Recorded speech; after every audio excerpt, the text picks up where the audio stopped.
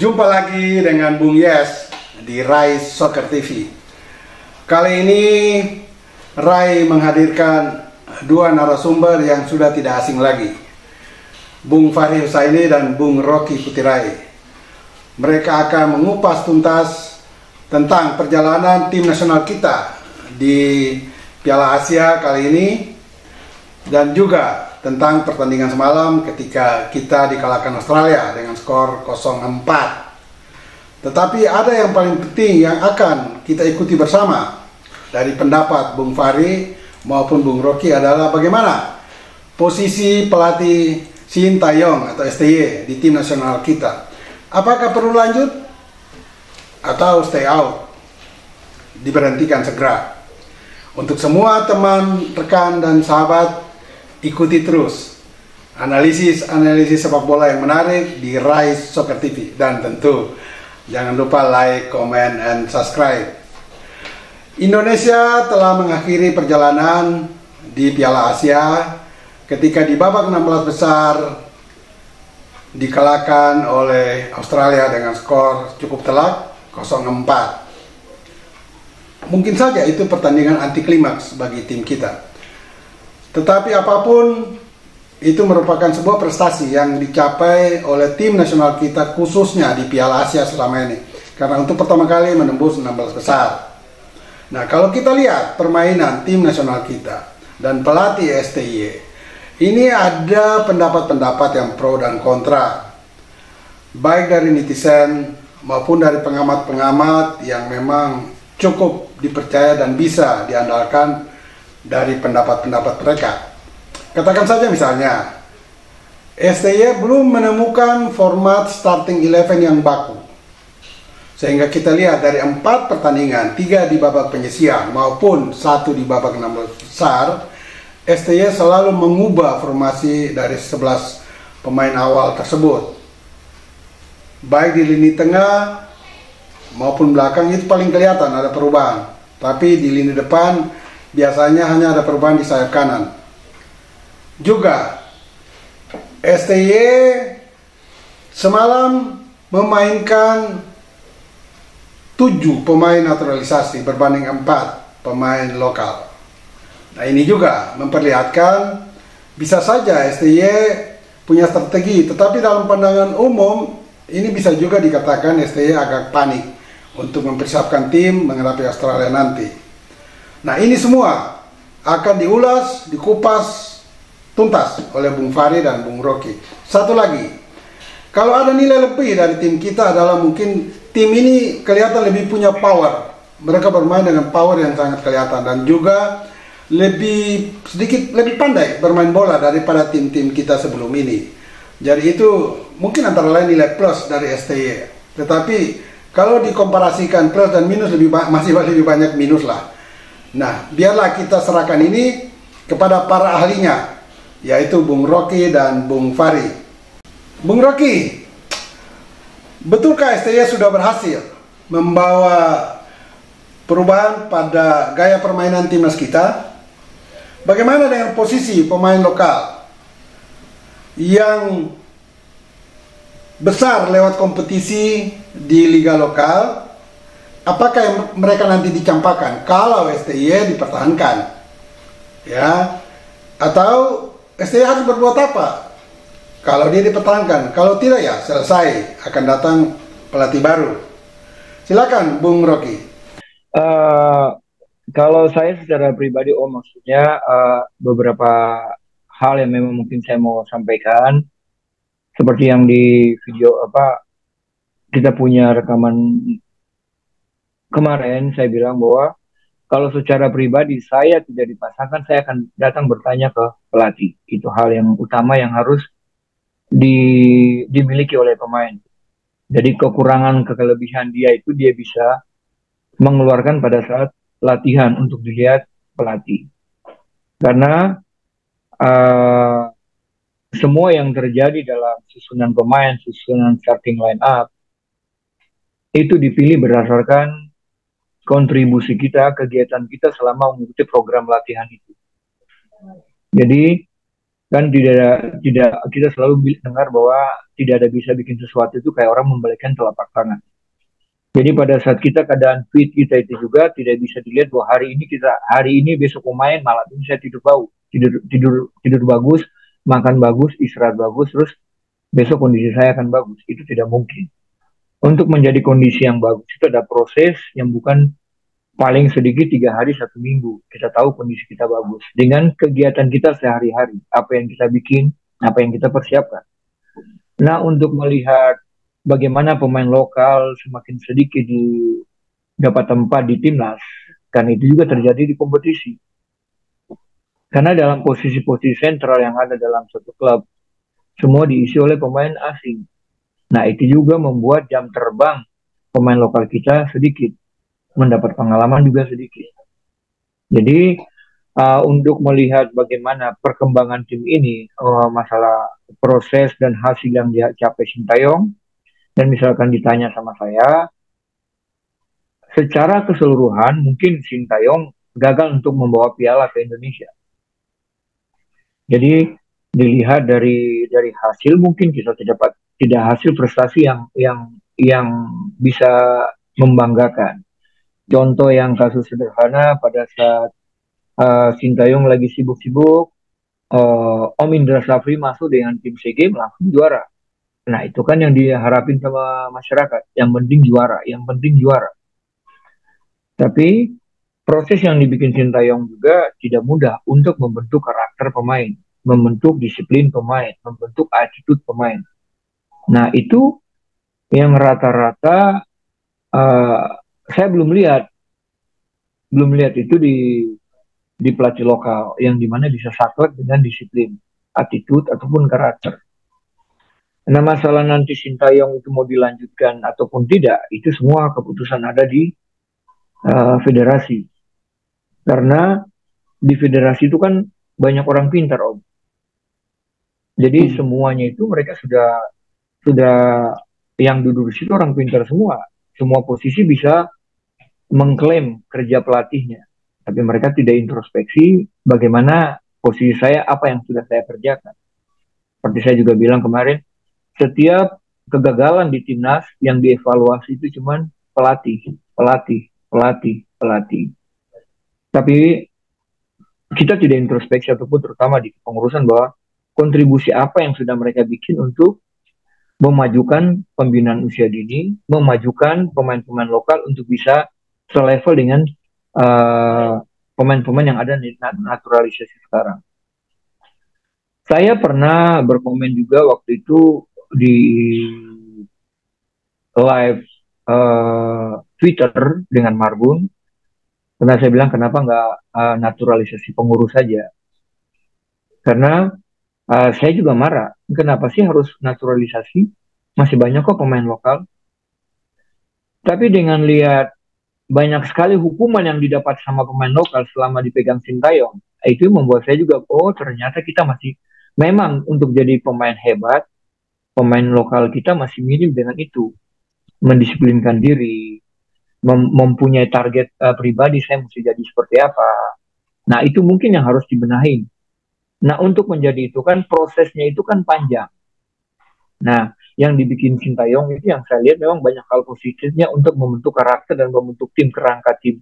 Seperti tadi Om bilang bahwa kita harus punya kerangka tim dalam satu turnamen. Selama ini kan Sintayong belum punya. Ya mungkin itu juga yang dihadapi Sintayong pada saat dia memulai persiapan latihan, dia tidak menemukan. Kalau dulu selama saya dengan Om Danur ataupun Pulusi, kerangka tim itu sudah ada. Pemain belakang pasti Bang Robi, Dirman, Feral, Aji, terus pemain gelandang itu pasti Bang Fakri, Bang Maman. Itu sudah ada, sudah kelihatan. Karena memang setiap pemain yang masuk untuk ikut seleksi di situ bagus di klub. Tapi pada saat masuk di seleksi dengan mau masuk dalam timnas, mereka tidak punya mental, mereka tidak punya fighting, mereka tidak punya sesuatu yang diharapkan sama pelatih. Artinya ya udah muncul orang-orang itu terus. Saya bisa rasakan itu pada saat yang saya pernah bilang bahwa oh ternyata saya belum bisa lewatin Bang Ricky Yakobi. karena dia punya kelebihan yang lebih. Oh, saya harus belajar. Tapi di satu sisi, oke, saya akan belajar itu, tapi pada saat saya dapat kesempatan, saya ambil. Nah, itu juga terjadi di klub. Pada saat saya jadi di klub itu saya cadangan, oh, ini kamu punya klub, oh, saya belajar.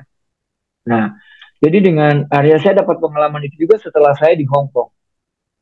Saya bisa jadi pemain starting line up di klub Hong Kong di Kichi, saya bisa jadi top score, jadi pemain terbaik di sana. Karena memang ada beberapa hal yang pemain lokal kita tidak bisa belajar pada saat kita berangkat keluar. Banyak hal yang tidak bisa, yang namanya profesional. Saya dapat satu hal profesional yang di tim Hong Kong itu, saya datang, saya tanda tangan kontrak di McDonald, itu baru datang dari pesawat, tapi semua kebutuhan saya dicukupi di situ. Jadi saya tidak punya alasan untuk bikin, oh saya tidak bisa latihan dengan maksimal, oh saya tidak bisa ini, saya tidak bisa leha-leha. Jadi itu yang membuat kenapa saya bisa jadi starting line. Saya pada saat di Hong Kong itu saya cadangan, tapi dia tahu saya yang bikin gol 4 gol saya main lawan timnas Hong Kong itu saya bikin di Piala Asia, pra Piala Asia itu. Pelatihnya tahu. Tapi pada saat saya masuk klub saya cadangan. Nah, di sana saya harus berusaha dengan sistem, oh pelatih ini mau begini, latihannya bermainnya mau seperti ini. Itu yang membuat saya motivasi. Nah, itu mungkin yang harus kita, yang saya bilang tadi bahwa semua salah di pelatih. Sintayong salah, Luis Milla salah, Om Danur salah. Tapi yang kita lihat bahwa kita punya program usia dini tidak jalan. Kita punya pembentukan usia dini tidak jalan.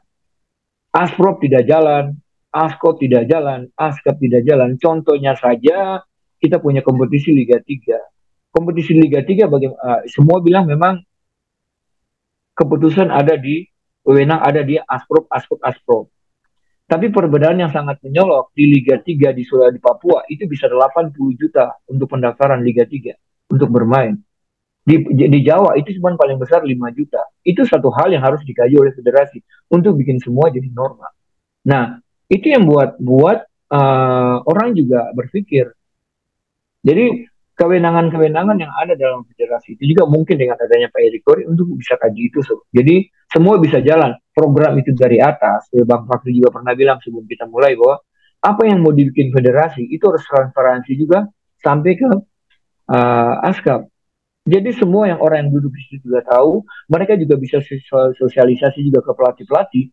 Ini loh yang harus kamu siapin untuk bisa, nah jangka waktu itu berapa lama, segala macam. Apakah menurut Bung Rocky, STY masih pantas dipertahankan atau tidak? Kalau saya masih, karena sudah membentuk tim yang lebih baik daripada sebelumnya.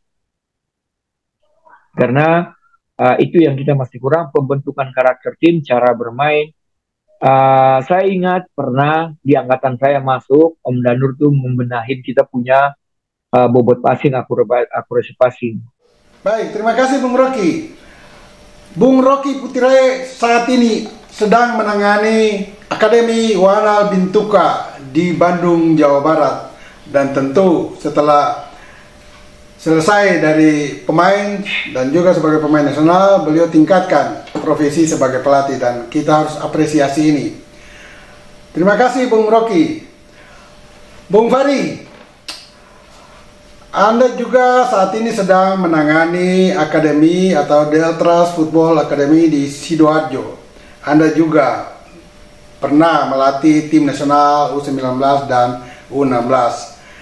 Bagaimana Anda melihat posisi Sintayong saat ini? Apakah dia pantas untuk dipertahankan sesuai dengan pendapat argumen yang disampaikan oleh Bung Rocky, atau STY stay out, meninggalkan Indonesia secepat mungkin?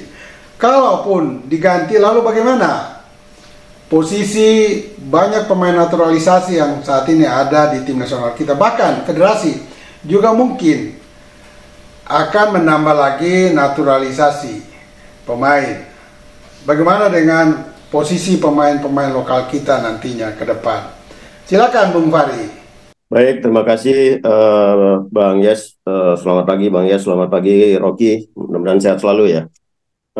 Saya akan mencoba untuk memulai dari mengevaluasi pertandingan terakhir kita ya di babak 16 besar Piala Asia, di mana kita dalam pertandingan tadi malam eh, kalah telak 0-4 melawan Australia. Nah, jujur saja saya berharap sebenarnya eh, dalam pertandingan babak 16 besar ini kita harus bermain dengan cara yang berbeda seperti yang jangan seperti yang diperlihatkan ketika kita main di 3 pertandingan babak penyisihan grup ya. Dan itu saya suka ketika pendekatan yang dilakukan oleh STY pada awal-awal babak pertama sebelum kita kemasukan di menit ke-12 itu kita sudah mulai artinya kalau petinju itu berani jual beli pukulan lah ya, itu sudah dilakukan sebenarnya. Kita berani keluar juga, nggak bertahan semua terus berharap counter attack, bahkan kita berani juga melakukan pressing itu. Nah sayangnya itu tidak konsisten dilakukan selama 90 menit ya. Babak pertama, setelah itu kita kembali lagi. Ketika kita kemasukan gol pertama, kemudian kita keluar lagi, tapi kita tidak melakukannya dengan cara yang tepat, dengan cara yang kompak, sehingga faktor kesalahan passing, kehilangan bola di lini tengah, bahkan dari lini belakang, kita beberapa kali langsung main direct play. Itu tentu tidak menguntungkan pemain depan kita ya. Nah, kemasukan 4 gol ini juga harusnya sudah diantisipasi oleh STY ya. Karena sebagai pelatih yang punya pengalaman dan didukung oleh staf pelatih yang berkualitas juga, harusnya STY sudah paham betul bagaimana Australia bermain di babak penyisihan itu. 4 gol yang diciptakan oleh Australia di babak penyisihan grup itu sebagian besar dari sayap semua, dari penetrasi pemain-pemain mereka memanfaatkan lebar lapangan, kemudian penetrasinya masuk ke penalti box dan diakhiri dengan passing ya. Itu terjadi lagi tadi malam. 4 gol yang terjadi ke gawang kita, itu semua prosesnya dari sayap kan itu. 3 dari open play, 1 dari set piece. 3 open play itu dari sektor kiri pertahanan kita semua. Ya, 3 sektor kiri kita tadi malam itu ya menjadi titik lemah pertahanan kita ya. Ketika 3 dari 4 gol yang terjadi melalui open play itu dari kanan, kemudian 1 set piece ya. Di menit-menit terakhir juga ya, 15 menit pertama dan 15 menit terakhir itu menjadi petaka bagi timnas kita tadi malam. Tapi oke lah, ini sudah terjadi semua. Artinya apa? Perjalanan timnas senior kita di Piala Asia sudah selesai dengan berbagai macam dinamikanya ya. Dinamika itu mulai dari proses rekrut pemain, seleksi pemain, kemudian pencoretan pemain. Kita lihat bagaimana Sadil yang tadinya masuk kemudian keluar diganti oleh Adam Alis itu ya. Nah, ini tentu semua bisa menjadi catatan ya, dan menjadi catatan dari pengurus PSSI untuk mengevaluasi bagaimana kinerja STY setelah hampir 4 tahun bersama timnas. Bang Yes, saya tentu tidak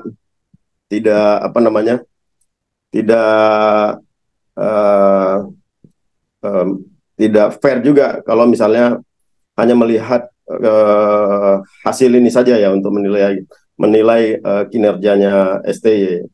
Karena sebagai sesama pelatih, kami wajib memberikan rasa hormat, menaruh respek yang tinggi ya terhadap kinerja pelatih, apalagi pelatih tim nasional.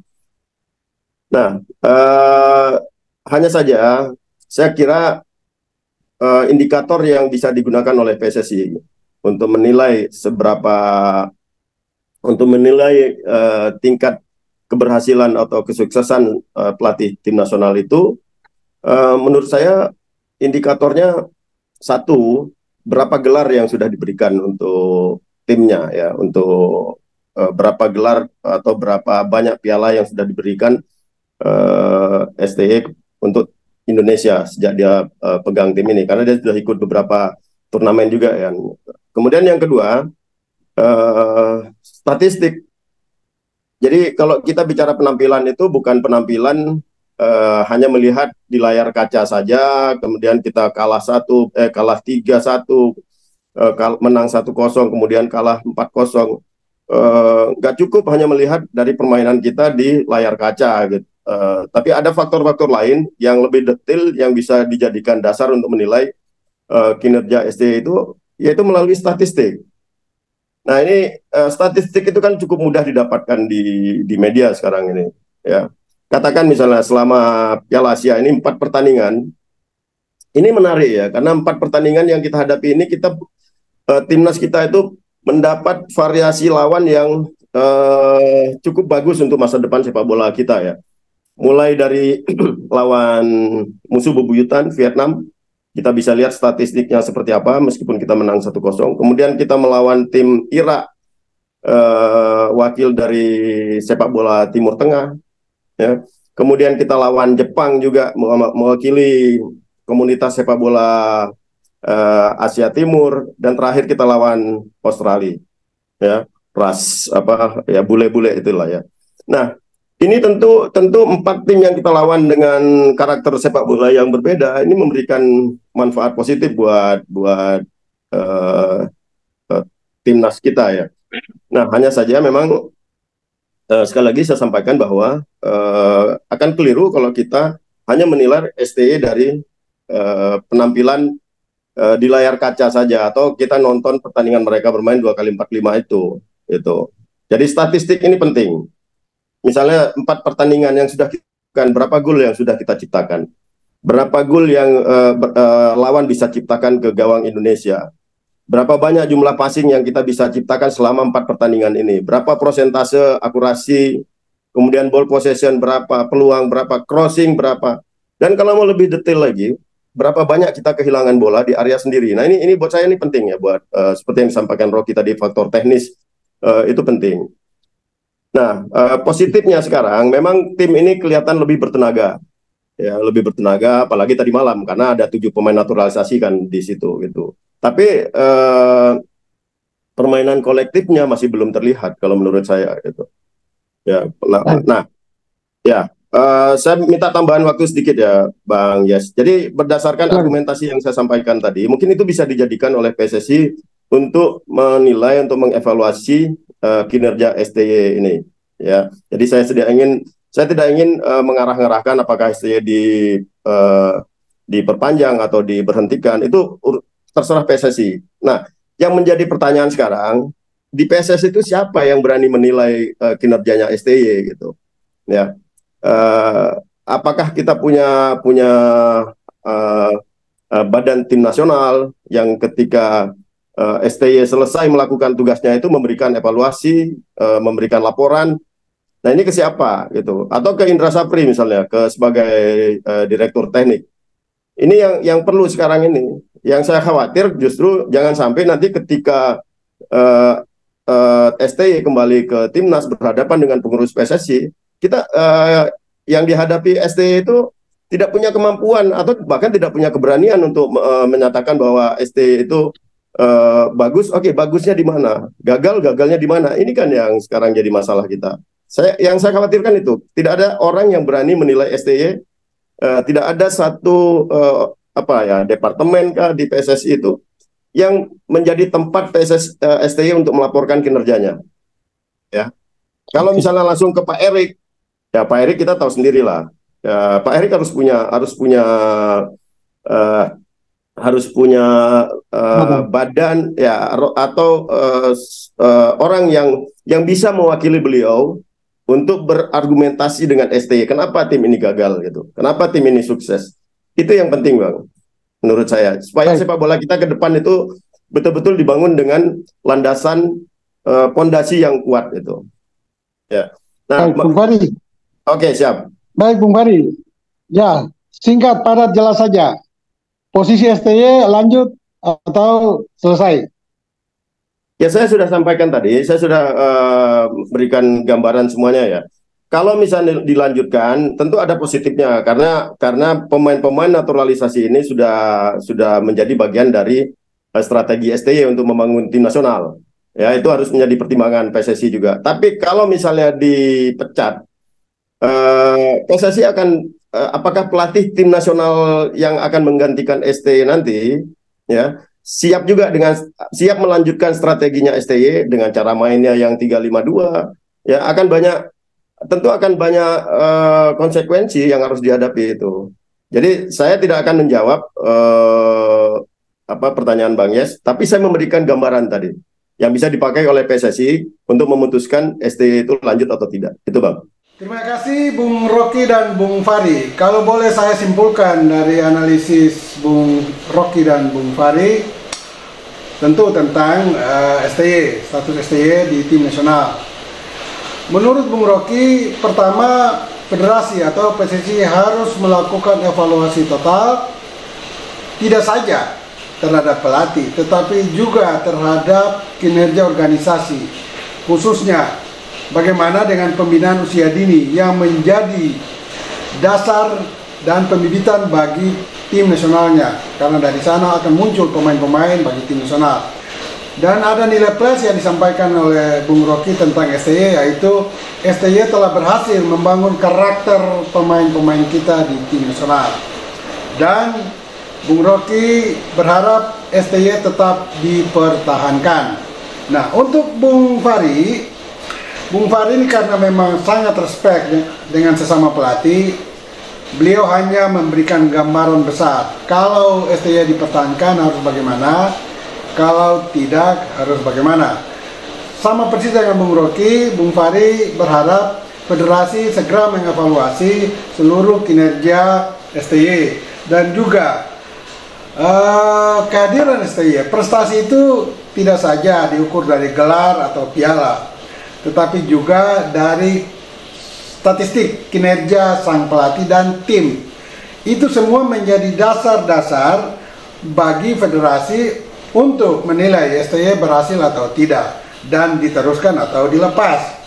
Dan yang paling terakhir catatan dari Bung Fahri, yaitu federasi harus punya sebuah badan khusus atau tim khusus untuk menilai STY. Sebetulnya itu sudah ada di PSSI, yaitu ada pada Badan Direktur Teknik yang dipimpin oleh Indra Safri.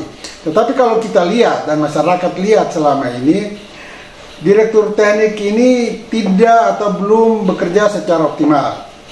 Nah, ini diharapkan oleh Bung Fahri agar kalau tidak mengoptimalkan Direktur Teknik, maka seharusnya Erick Thohir sebagai Ketua Umum PSSI membentuk satu tim khusus lagi untuk menilai kinerja STY. Tentu tim ini harus terdiri dari mantan-mantan pemain nasional yang punya kualifikasi untuk itu. Itulah kira-kira analisis dan pendapat dari dua mantan pemain nasional dan dua pelatih, yaitu Rocky Putirai dan Fahri Husaini. Dan jangan lupa, bola itu bola, giring terus.